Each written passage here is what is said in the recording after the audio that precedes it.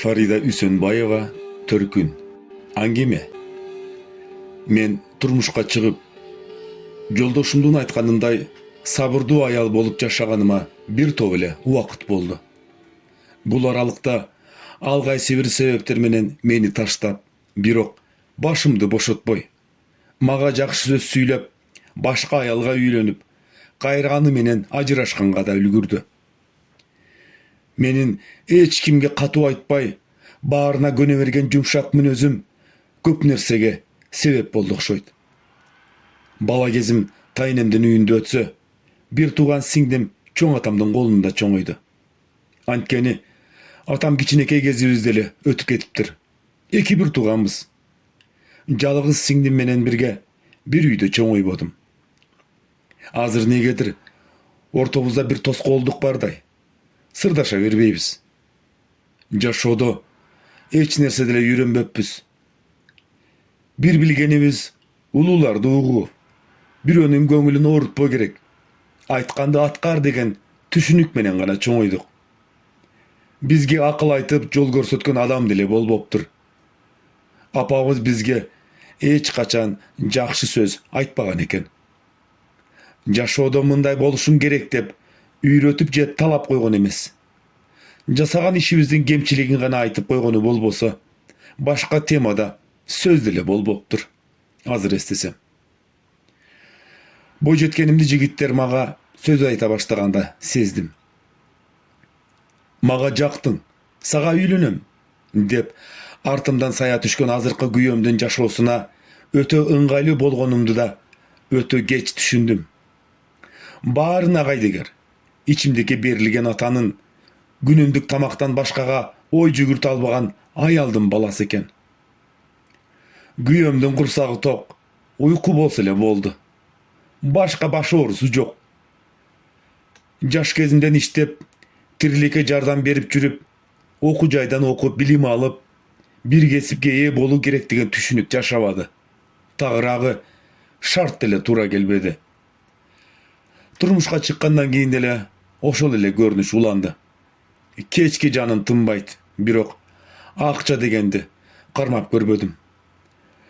Өзүмө керектүү нерсени ала албай, акча сурай албай жүрө берип, жүдөп кеттим. Өздөрү алып берип койсо гана кийип алам. Өзүм тандайын, өзүм алсам деп эңсегеним бала күнүмдө да, азыр да кыял боюнча эле кала берди. Дайыма бугумду ичиме катып, чыдап жүргөнүм үчүн ден соолугум да начарлады. Жүрөгүм сыгалат. Айтайын дегеним, мени уккан адам деле жок. Сиңдим деле өзү менен өзү. Анын үстүнө аны ашыкча кыжаалат кылгым келчү эмес. Адамдар сени кыйналып жүргөнүңдү билип турса да, сени аяп, боору ооруп аябайт да, өзгөрбөйт да экен. Канчалык алардын ыгына көнгөн сайын тебелейт турбайбы? Эң жакын деген адамдарым, анын ичинде апам да, мени жумушчу күч катары гана пайдаланып келген аз келгенсип. Келген жеримде да үйдүн түйшүгү мойнумда.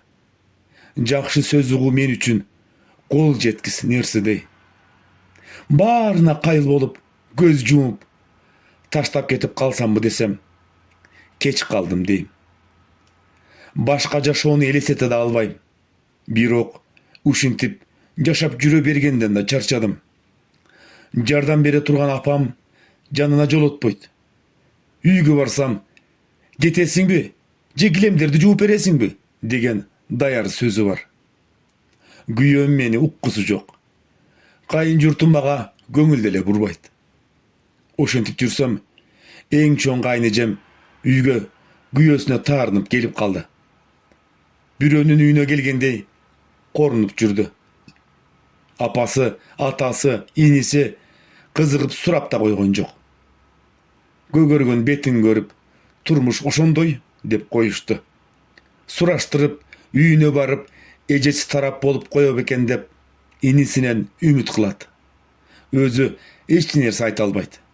Көзү кызарып, ыйлап алат, бизге көрүнбөй. Мен айтсам, кагуу жеп каламбы деп эч кимисине айтпайм. Иниси көзү менен эжесин көрсөтүп, тиги кетейин дейби деп коет. Аябай кыжалат болдum. Апасы, атасы, инisi бар болгону менен бул эжем деле мендей турбайбы? Неге ички муңун ачылып айта албайт деп коем ичимден. Башка дагы 2 кайын эжем бар. Алар өтө өжөр, өздөрүнө тың, күйөөлөрү да көзү менен тең айланып турушат. Жашоолору да жакшы. Үйгө келишсе, төрдө конок болуп отуруп, сый көрүп кетишет.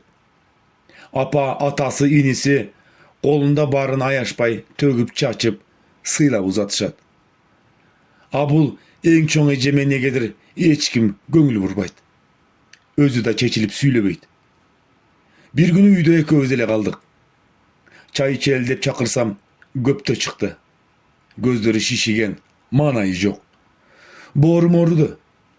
Өзүмө окшоттум. Сурай берейинчи деп араң ооз ачтым.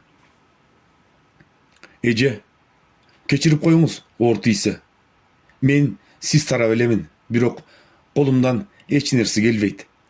Ошентсе да кызыктым. Эмне үчүн сиз 2 сиңдиңизге окшош эмессиз? Коркуп турасыз. Апаңыз да, атам деле, иниңиз деле сизге кайдыгер. Көңүл деле бурушпады. Сиз да катуу айта албайсыз. Өзүңүз ыйлап, өзүңүз сооронуп жүрөсүз. Келгениңизге 1 жума болду. Бир адам да сизге көңүл бурбады. Иниңиз жездесине барып, же үйгө атам чакырып, бир ооз сүйлөшүп койгон жок. А 2 сиңдиңиз келсе, атам кагылып, согулуп, алар менен башкача сүйлөшөт. Көп деле көңүл бурбайм, бирок ушул нерселерди байкап жүрөм. Мен өзүмдүн жаралуу жеримди билген үчүн мага ушундай сезилип жатабы деп коем. Туура байкапсың.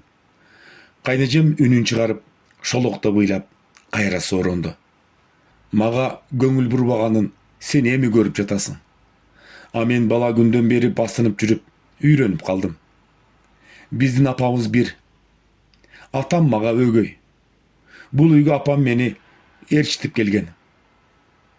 Бир кызы менен болсо үйлөнө берем деп, азыркы атам төрөбөгөн аялы менен ажырашыптыр.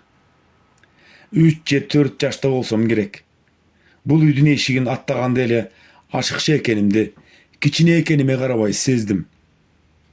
Апам мени мурда жашап жүргөн үйүбүзгө калтырып кетмек болгон.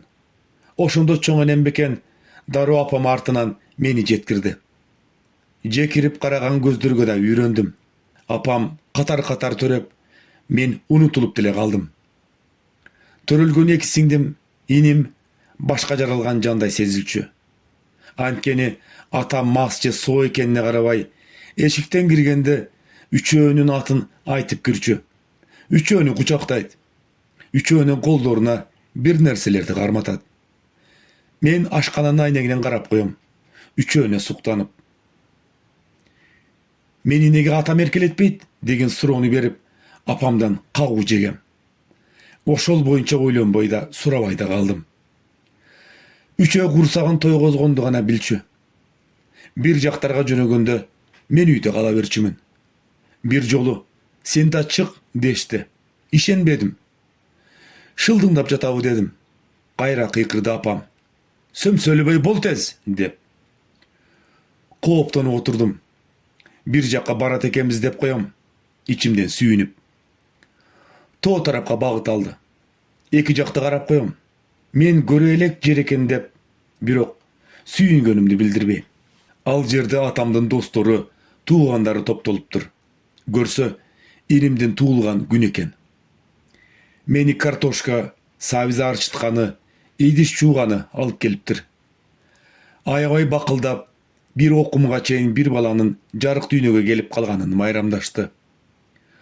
Отуруп алып ыйлагам. Мен неге ушулардай майрамдай албайм? Менин атам кайда жүрөт? Апам деле мени бир аз болсо да эркелетип койбойбу деп ойлонуп, атамды издейин деген ой келди. Оюмда атасы барлар эркелеп жашайт деген окшойм. Эртеси эч кимге айтпай чыгып кеттим. Атамдын тирүү экенин уккан элем. Тайнемден үйүнө бардым.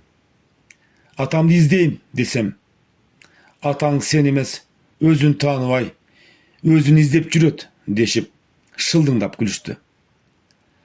Дароо апамды чакырып, алдына салып бергенче шашышты. Азаптын баары үйгө келгенде башталды. 3 баласынан мени төмөн көргөн апам чымчылап, башы көзүм койгулап жатты. Түзүгүрөөк атаң бар болсо барбы, учуп алмак экенсиң деп. Атамдын баары бир өгөйлүгүңө барат экенсиң да деген сөзү кашайтты. Өгөй экенимди ошол күнү билип жаткансып. Ар бир сөзүндө кошуп, мыскылдашып, жыргап эле калышты. Дагы сабырым күчтүү экен, өзүмдү өлтүрүп алам деген ой келбептир. Ошентип мектепти бүттүм. Дароо турмушка узатышты. Барган жеримдин бул жактан айырмасы деле жок экен. Эч нерсе өзгөрүп кетпеди. Апамды деле түшүнүп турам. Мен ал үчүн деле ашыкча жүк болгонумду кийин билдим. Анткени үйгө конок келсе, айрыкча атамдын достору, кайын журту келгенде, мени тамдын артына жөнөтүп жиберчү, колума конфет карматып.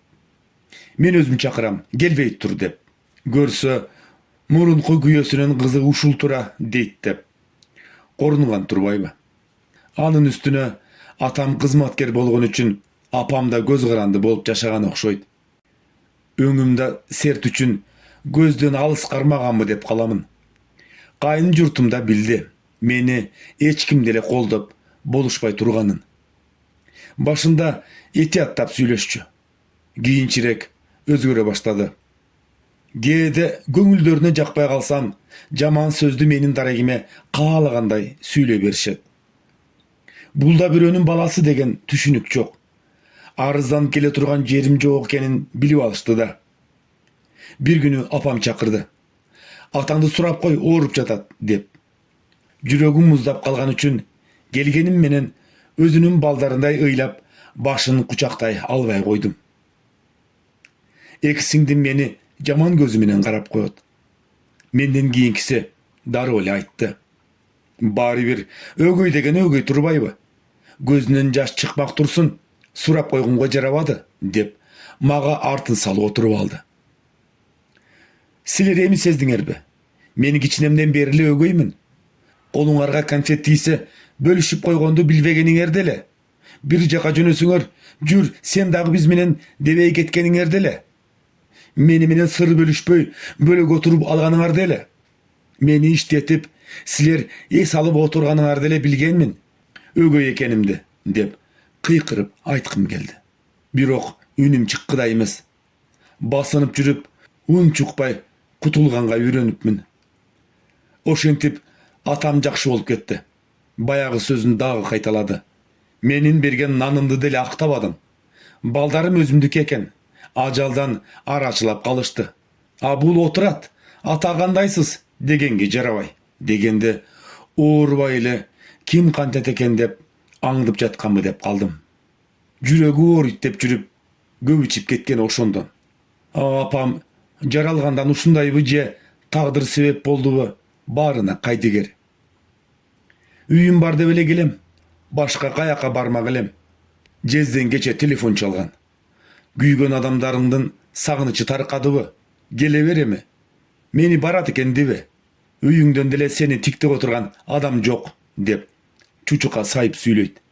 Эмне кылмак элем? Бир адам мен тарап болуп койсо, сүйүнүп калмакмын. Тил, оозум жок эле жашайм. Болбогон жерден ур токмокко ала бергенден чарчадым, деп ыйлап жатты. Ушунча жашап, эжемдин өгөй кыз экенин мага эч ким айтпаптыр. Өзүмдүн ичимдеги букту чыгарып, мен да төгүлө ыйлап алдым. Өзүмдү соороттум. Жүрүңүз, мен сизди жеткирип келейин, дедим чечкиндүү. Кояй, сен деген жекшени өлтүрүп коет. Билем да анын мүнөзүн. Кой, сен да тынч отур. Келгениме деле бушайман болдум. Алдыңдан тосуп чыгарың болбосо, башымды сылап, сырымды уга турганым жок болсо, эмне келдим дейм да. Тирүүмдө сурабаса, өлсөм барышаар. Апам деле айтты. 4 балаң менен эмне бар? Өлтүрүп койсо да отур үйүңдө, деп. Sen ökөөбүз бири-бирибизди аяп койдук. Ошол жетет мага. Макул, мен жолго чыгайын. Балдарым кантип экен деп эжем коштошуп чыгып кетти. Көзүм менен узатып, жүрөгүм менен аяп, кайын-эжемдин акыбалын жон терим менен сезип жаттым. Эшикти жаап электе кошунанын кызы, күйөө баласы, неберелери келип, үйдөн тосуп алганы чыккан апасы, атасы, бир туугандары кучакташып, сагынганын айтып, эбиреп-жебиреп, көтөрүнүп үйүнө кирип кетишти. Ичим туз куйгандай ачышты. Эмне үчүн мени ушинтип тосуп алгандарым жок. Эмне үчүн ушул үйдө чоңойсо да кайын-эжем балдары менен ушинтип келе албайт деп жашоону мени жашоого алып келип, бирок унутуп койгон, кабар албаган апа атамды жек көрүп, өзүмдү ашыкча жаралып калгандай сезип ыйлап жаттым.